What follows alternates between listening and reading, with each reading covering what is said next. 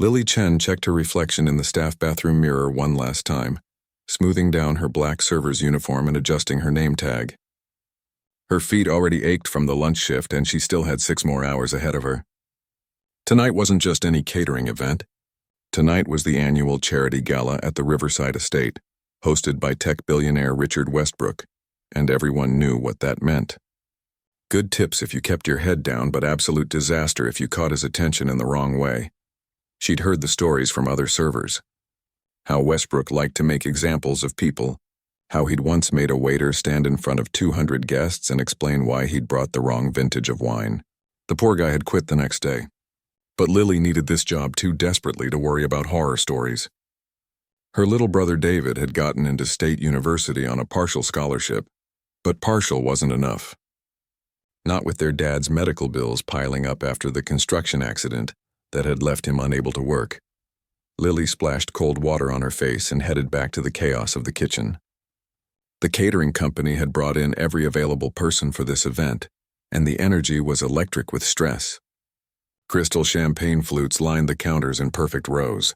Silver trays gleamed under the harsh lights. The head chef was barking orders in rapid-fire Spanish, and Lily caught just enough to know they were running behind schedule. Her manager, a stern woman named Patricia who somehow managed to look elegant even in the heat of a busy kitchen, grabbed her shoulder. Table assignments are on the board. You've got the West Wing, stations 12 through 18. Keep the champagne flowing, smile, but don't talk unless spoken to. And for heaven's sake, don't spill anything on anyone. Lily nodded and grabbed her assigned tray. Through the swinging doors, she could hear the string quartet warming up and the murmur of arriving guests. She took a deep breath, put on her professional smile, and stepped into a different world. The ballroom was stunning. Massive crystal chandeliers hung from vaulted ceilings, casting rainbow prisms across marble floors so polished you could see your reflection. Women in gowns that probably cost more than Lily's annual rent glided past, their jewelry catching the light. Men in tuxedos clustered in groups, talking about stock portfolios and vacation homes in places Lily had only seen in movies. She moved through the crowd like a ghost, refilling glasses before they were empty, clearing away abandoned appetizer plates, always watching, always anticipating. It was a skill she'd perfected over 3 years of catering work. Invisible but attentive, present but forgettable. That's how you survived in this world. The evening rolled on smoothly for the first 2 hours. Lily's feet screamed in protest, but she kept her smile fixed and her movements graceful. She'd almost started to relax when she saw him. Richard Westbrook himself, holding court near the bar, surrounded by a circle of admirers hanging on his every word. He was shorter than she'd expected, maybe 5'8", but he carried himself like he owned not just the room but everyone in it. Which in a way he did. Lily had managed to avoid his section all evening, but now Patricia was urgently waving her over, pointing to Westbrook's group. Their regular server had disappeared, probably on a bathroom break, and someone needed to refill the champagne. Lily's stomach tightened, but she nodded and loaded up her tray with fresh glasses. She approached from Westbrook's left side, moving carefully through the tight circle of guests. The conversation was loud, full of laughter at something their host had just said. Lily reached in to swap an empty glass for a full one, trying to time it perfectly with the flow of movement. But just as her hand extended, Westbrook gestured dramatically while telling his story, and his elbow connected solidly with her forearm. Time seemed to slow down. The champagne glass tilted. Lily watched in horror as golden liquid arced through the air in slow motion, splashing across the sleeve of Westbrook's crisp white shirt and onto his expensive-looking suit jacket. A few drops even hit his face. The conversation died instantly. Everyone in the immediate vicinity turned to stare. Lily felt her face burn with mortification. "I'm so sorry, Mr. Westbrook," she stammered, immediately grabbing a cloth napkin from her tray. "I'm so sorry. Let me help clean that up." Westbrook looked down at his sleeve, then up at her, and Lily saw something flicker in his eyes that made her blood run cold. It wasn't anger exactly. It was something worse. Opportunity. He held up a hand, stopping her from coming closer. No, he said, his voice carrying across the now quiet section of the ballroom. "Don't worry about it." But his tone said the opposite. The way he smiled said the opposite. Other conversations nearby were stopping, heads turning to see what was happening. Lily wanted to disappear into the floor. "These things happen," Westbrook continued, his voice getting louder, drawing more attention. "When you hire from certain establishments, you have to expect a certain level of service." A few people laughed nervously. Lily stood frozen, still holding the napkin, feeling hundreds of eyes on her. Westbrook dabbed at his sleeve with his own handkerchief, making a show of examining the damage. "What's your name?" he asked, though his eyes had already scanned her name tag. "Lily, sir." "Well, Lily," he said, and now he was definitely performing for the growing audience. "I hope you'll forgive me for saying this, but coordination doesn't seem to be your strong suit." More laughter, louder this time. Lily felt tears prickling at the corners of her eyes, but she refused to let them fall. "Don't cry," she told herself. "Don't give him the satisfaction." "I'm truly sorry, Mr. Westbrook," she said again, her voice steadier than she felt. "It was an accident. I take full responsibility."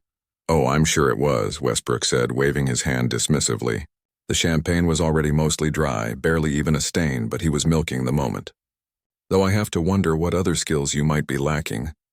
They say everyone has a talent, you know, some hidden ability that makes them special." His eyes gleamed with malicious amusement. "I wonder what yours might be." Lily had no idea that this moment, this terrible, humiliating moment, was about to change everything. She had no idea that Richard Westbrook was about to make the biggest mistake of his life. She just knew she needed to get back to the kitchen before she broke down completely. But Westbrook wasn't done with her yet. Not even close. Lily stood there, tray in hand, wishing the marble floor would just swallow her whole. But Richard Westbrook had that look on his face, the one she'd seen in Bullies back in high school. The look that said he'd found his entertainment for the evening, and he wasn't about to let it go. "Actually," Westbrook said, turning to address the growing crowd around them, "this gives me a wonderful idea. Ladies and gentlemen, if I could have your attention for just a moment." Lily's heart sank. Whatever was coming, it wasn't good. She glanced desperately toward the kitchen, but Patricia was nowhere in sight. The other servers had quietly melted into the background, grateful it wasn't them in the spotlight. Westbrook's voice boomed across the ballroom, that practiced CEO voice that commanded attention. The string quartet stopped playing. Conversations died down. Within seconds, nearly 200 people were looking their way. Lily felt her hands start to shake, and she gripped the tray tighter to hide it. "As many of you know," Westbrook announced, gesturing broadly, "tonight's gala is raising money for the Riverside Arts Foundation. We're here to support music education, to give opportunities to young people who might not otherwise have access to the transformative power of the arts." He paused for effect, and several people nodded approvingly. "It's a cause very close to my heart." Lily knew where this was going now, and it was worse than she'd imagined. Her stomach twisted into knots. "I'd like to introduce you all to Lily," Westbrook continued, pulling her slightly forward by the elbow. She had no choice but to step into the center of the circle, still clutching her tray like a shield. "Lily here is one of our servers tonight. She just gave us a small demonstration of grace under pressure." A ripple of laughter went through the crowd, but it got me thinking. Here we are, at an event celebrating the arts, surrounded by people who've never had to worry about access to education or opportunity. He was building to something, and Lily could feel the trap closing around her. Several guests shifted uncomfortably, sensing where this might be going but not willing to interrupt their host.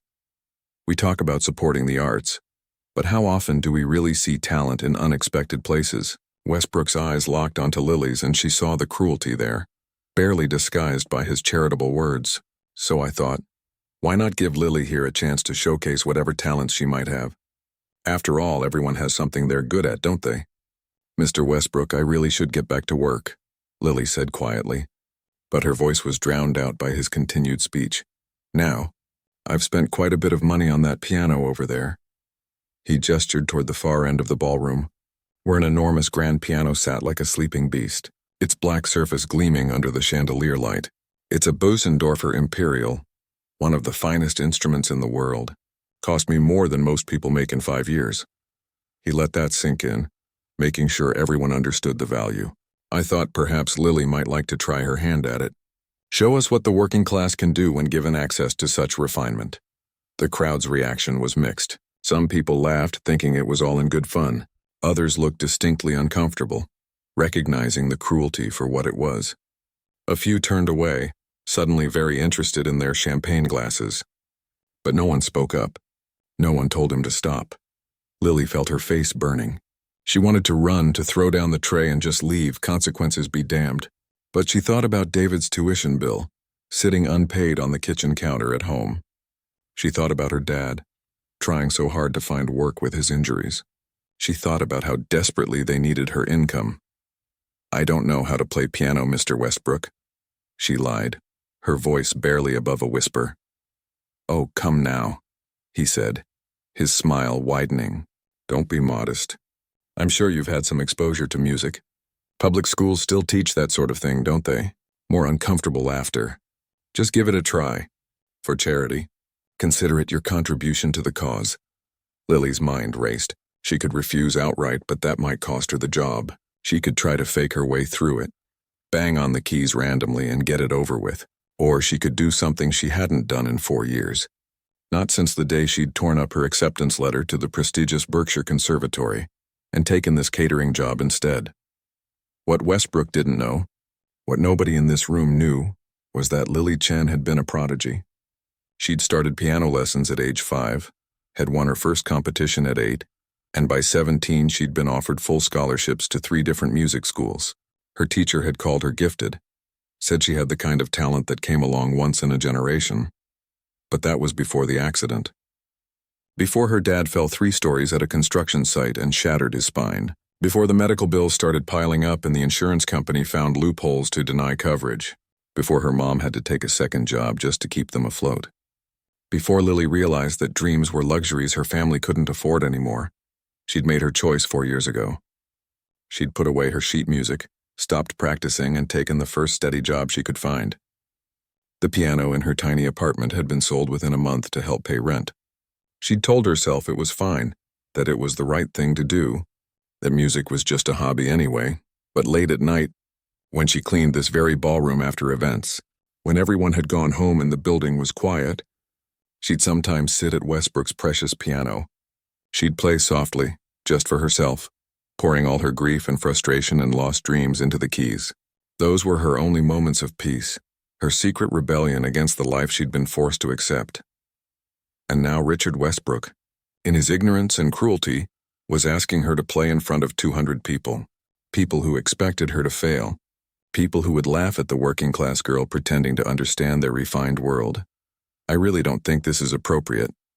A woman's voice cut through the tension. Lily looked up to see an older lady with silver hair and kind eyes, wearing an elegant burgundy gown. "Perhaps we should let the young woman get back to her work." Westbrook waved her off. "Nonsense, Dr. Morrison, it's all in good fun." "Unless," he turned back to Lily with mock concern, "you're afraid to try? I promise I won't fire you just for making a fool of yourself." He said it like a joke, but the threat underneath was clear. That's when something shifted inside Lily. Maybe it was the 4 years of bottled-up resentment. Maybe it was the injustice of this man, who'd never struggled a day in his life trying to humiliate her for sport. Maybe it was the memory of her younger self, the girl who'd believed she could change the world with music. Or maybe she was just tired of being invisible. Lily set down her tray on a nearby table with steady hands. She looked Richard Westbrook directly in the eyes, and for the first time that evening, she smiled. A real smile. "Actually, Mr. Westbrook," she said, her voice stronger now, "I'd be happy to play for you." The shock on his face was almost worth what was about to come next. The walk from the center of the ballroom to the piano felt like miles.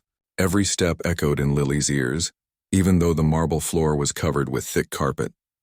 She could feel every single pair of eyes following her, could hear the whispers starting up behind her.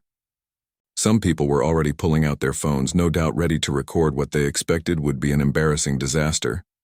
Richard Westbrook followed a few steps behind, playing the role of generous host. "Please, everyone, gather around," he called out cheerfully. "Let's give our performer some moral support."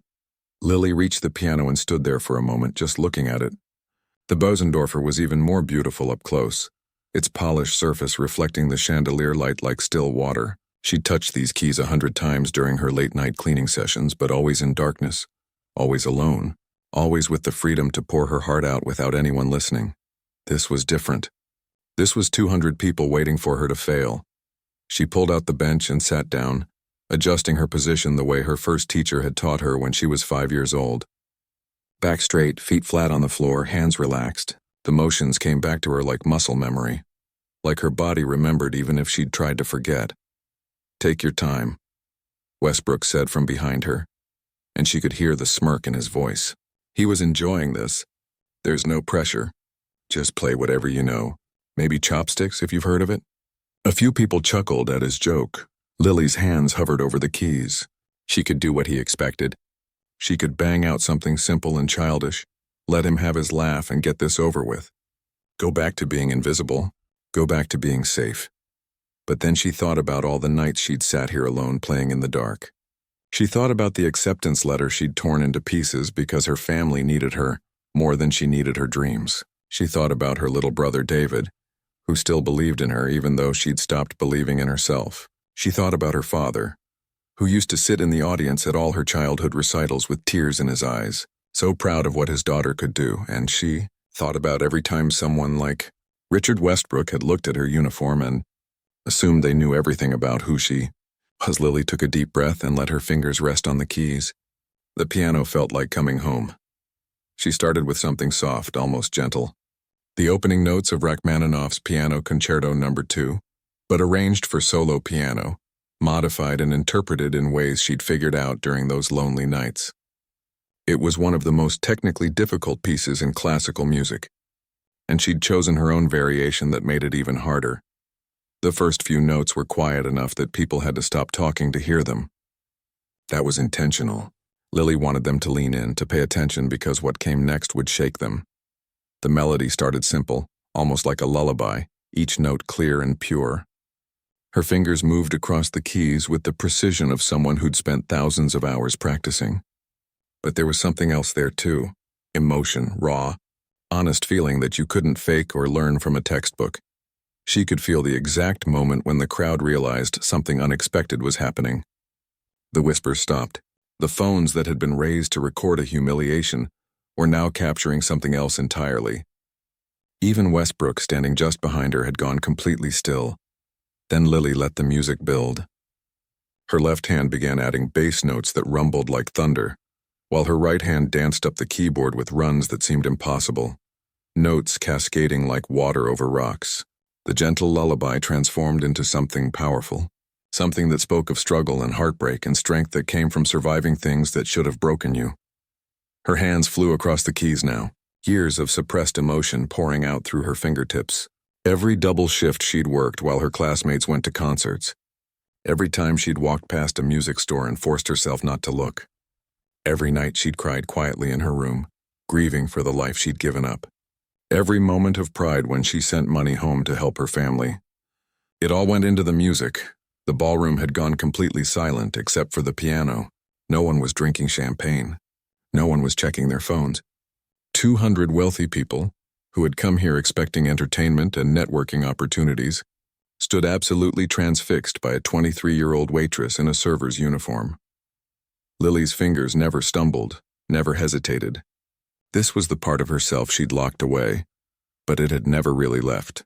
It had just been waiting, patient and powerful for the moment when she'd need it again. The music shifted again, softer now but somehow even more intense.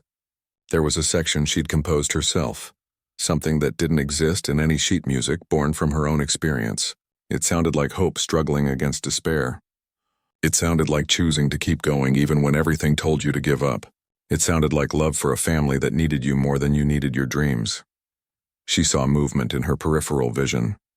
The woman who'd tried to defend her earlier, Dr. Morrison, had moved closer, her hand pressed to her mouth, tears streaming down her face. She wasn't the only one. Several other people were openly crying, moved by something they couldn't quite name but could definitely feel. Richard Westbrook had backed away from the piano, his expression no longer smug or amused. He looked stunned, maybe even a little afraid, as if he was starting to realize he'd made a terrible miscalculation. But Lily wasn't playing for him anymore.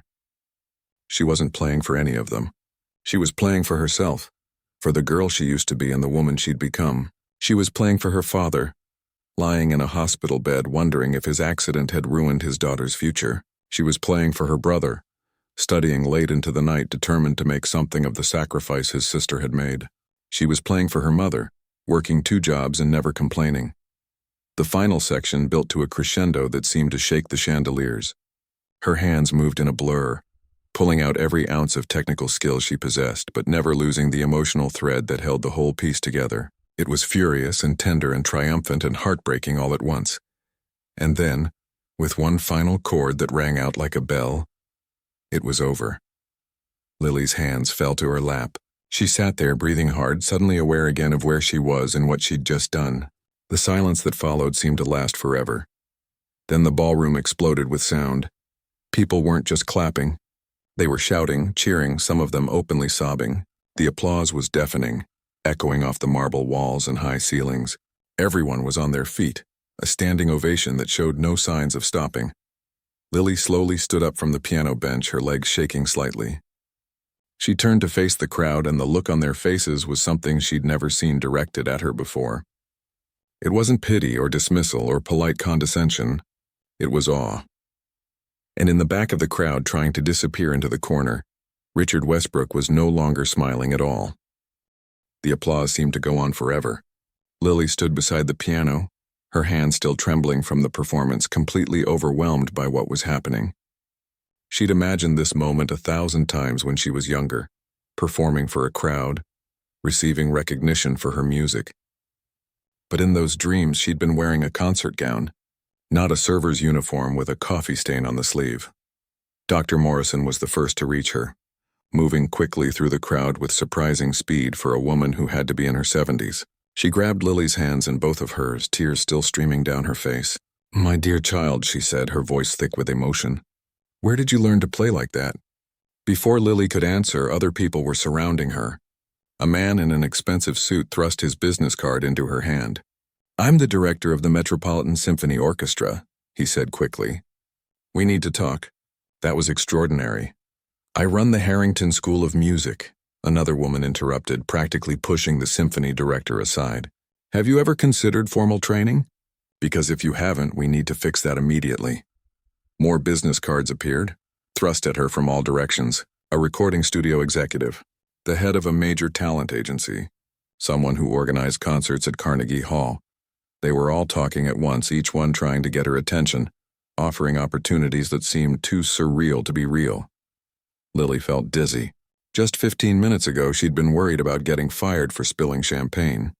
Now these people, these important, powerful people, were fighting for the chance to work with her. It didn't make sense. It felt like a dream she might wake up from at any moment. Patricia, her manager, appeared at her elbow looking completely stunned. "Lily," she whispered urgently, "what just happened?" "I had no idea you could play like that." "Why are you working as a server?" It was a fair question. Lily didn't have a good answer, or at least not one that made sense to someone who hadn't lived through what she had. How do you explain that sometimes talent isn't enough, that life gets in the way of dreams, that sometimes you have to choose between what you love and the people you love? Dr. Morrison seemed to sense her overwhelm and gently guided her to a quieter corner, creating a buffer between Lily and the eager crowd. "Breathe," she said kindly. "Just breathe for a moment. These vultures can wait." "Vultures?" The symphony director protested, but he was smiling. "I mean it with affection, Vincent," Dr. Morrison said without looking at him. She kept her focus on Lily. "Now, my dear, I need you to tell me your story. Not the performance, the real story. Why is someone with your talent serving champagne at parties?" Something about the woman's kind eyes and gentle voice made Lily's carefully constructed walls crumble. The whole story came pouring out. Her father's accident 4 years ago. The medical bills that insurance refused to cover. Her mother taking on extra shifts at the nursing home.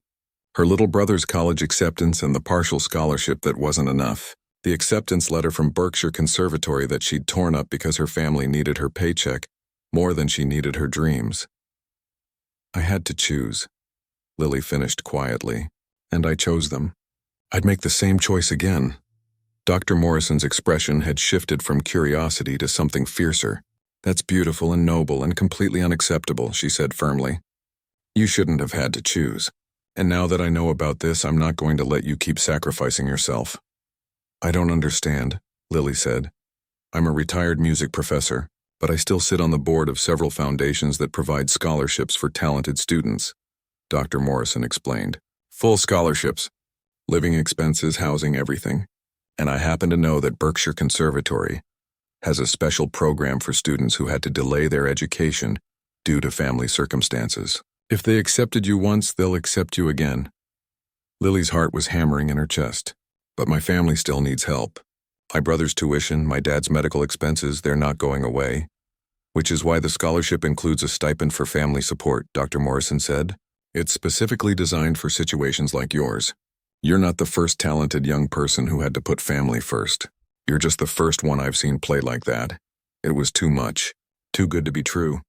Lily felt tears starting to well up and she tried to blink them back. I don't know what to say. Say you'll let me help you, Dr. Morrison said simply.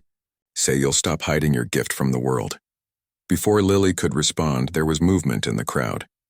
Richard Westbrook was approaching, and people were stepping aside to let him through. The expression on his face was complicated, somewhere between embarrassment and something that might have been respect. He stopped a few feet away from Lily, and the entire ballroom seemed to be holding its breath, waiting to see what would happen next. Even the string quartet had stopped pretending to play. Miss Chen, Westbrook said, and his voice had lost all its earlier smugness. I owe you an apology? A profound apology. What I did tonight was cruel and wrong, and there's no excuse for it.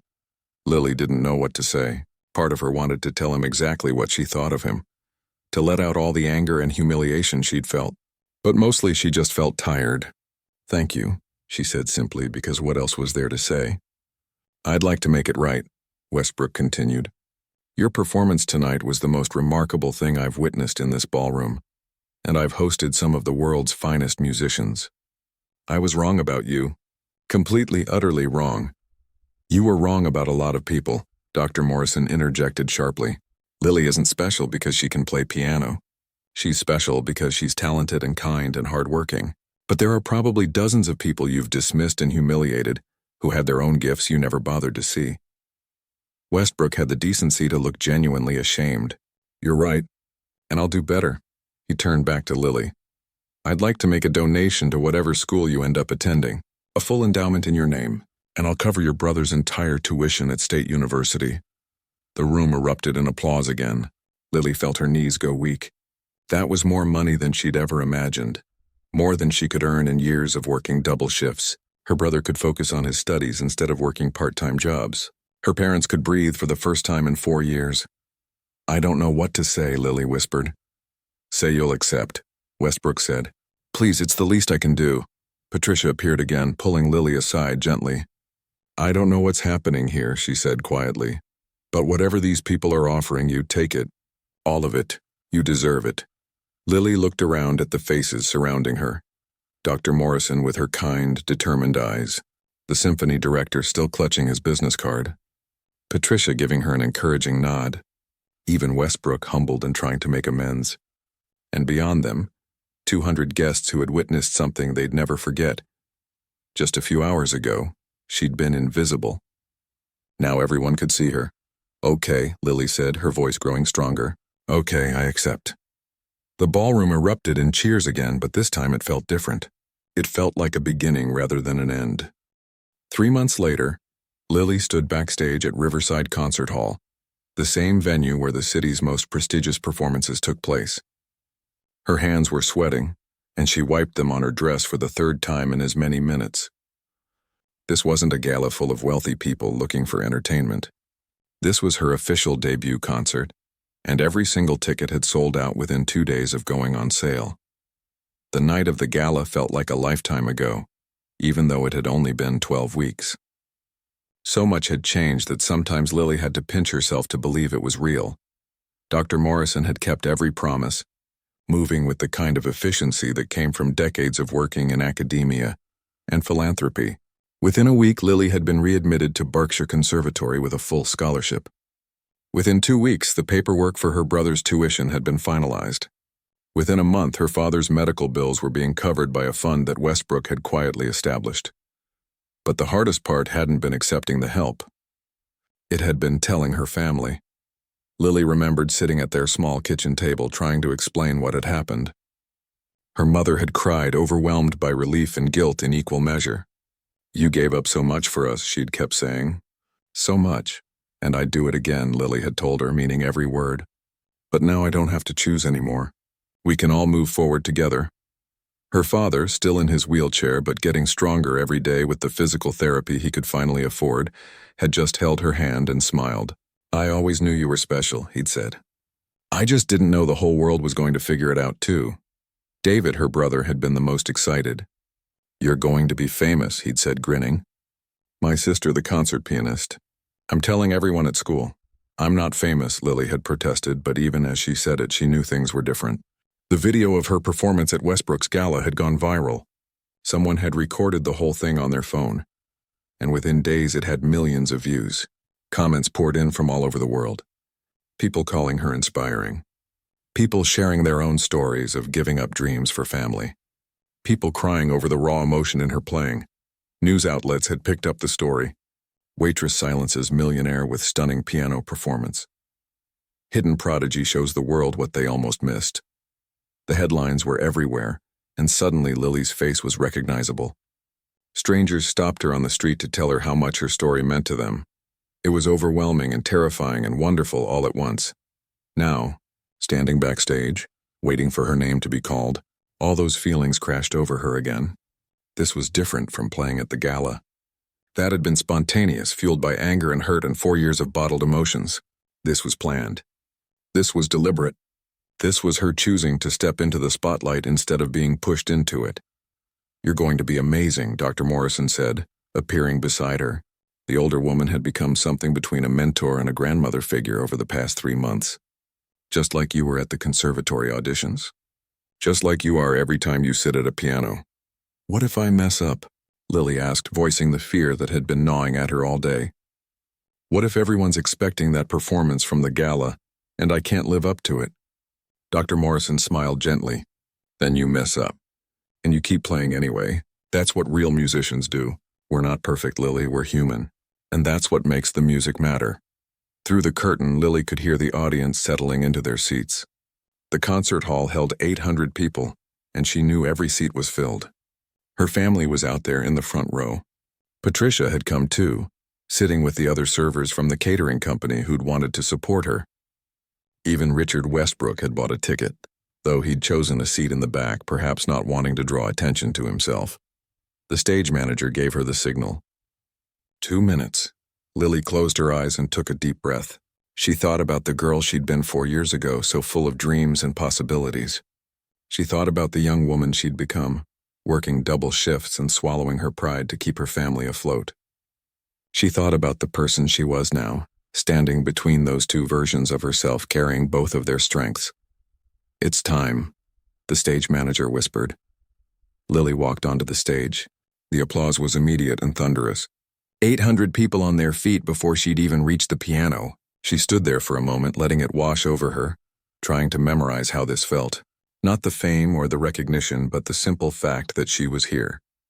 That she'd made it back to the dream she'd given up. She sat down at the piano, a beautiful Steinway concert grand, and adjusted the bench. The audience quieted, anticipation hanging in the air. Lily placed her hands on the keys and felt that familiar sense of coming home. She'd planned her program carefully. Chopin, Debussy, some contemporary pieces that showcased different aspects of her technique. But she was starting with something special, something she'd composed herself over the past 3 months. She'd titled it The Long Way Home, and it was her story told in music. The dreams, the sacrifice, the grief, the persistence, the unexpected return. The first notes were soft, questioning, like someone taking tentative steps down an unfamiliar path. Then it built, growing more complex, layers of melody weaving together like the complicated realities of life. There were moments of darkness where the bass notes rumbled like thunder, representing the hard times, the impossible choices. But there were also moments of light, delicate runs that sparkled like hope refusing to die. As she played, Lily wasn't thinking about technique or perfection.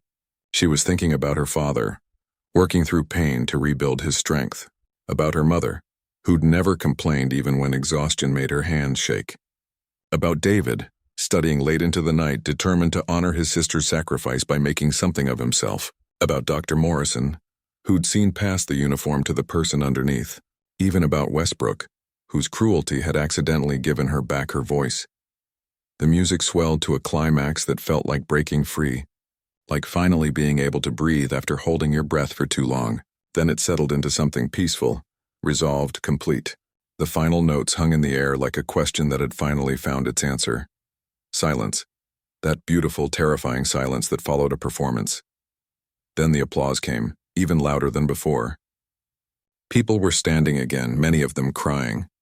Lily stood and bowed, and for the first time in years, she felt completely at peace with who she was and the journey that had brought her here. Over the next hour, she played the rest of her program, and each piece felt like a gift she was giving back to the world.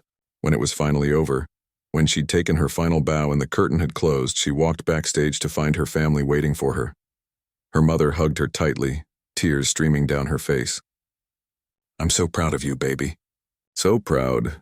Her father reached up from his wheelchair to squeeze her hand. "That's my daughter," he said, his voice thick with emotion. David just grinned.